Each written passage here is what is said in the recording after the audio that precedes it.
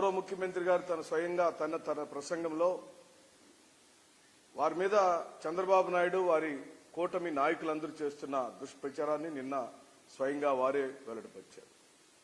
అయినా రామోజీరావు లాంటి వాళ్లకు, ఆంధ్రజ్యోతి రాధాకృష్ణకు, పవన్ కళ్యాణ్ గారికి రైతాంగం గురించి, ప్రజల గురించి మాట్లాడే హక్కులు ఏ రోజైతే రామోజీ ఫిలిం స్టూడియో కోసం వందలాది ఎకరాల అసైన్డ్ భూములను ఆక్రమించుకొని, రహదారులను ఆక్రమించుకొని ఏ రోజైతే భూ అక్రమదారుడిగా నిరూపితమయ్యాడో ఈ రోజున దయ్యాలు వేదాలు వల్లించినట్లుగా వాళ్ళ పత్రికల్లో శీర్షికలు, ప్రధానమైన శీర్షికల్లో పెట్టి రాస్తున్నారు.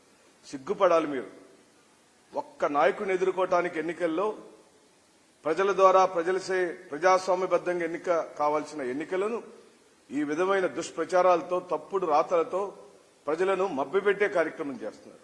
ఈ వీడియో కానీ మీకు నచ్చినట్లయితే లైక్, కామెంట్, షేర్ చేయండి. మరిన్ని అప్డేట్స్ కోసం సబ్స్క్రైబ్ చేయండి.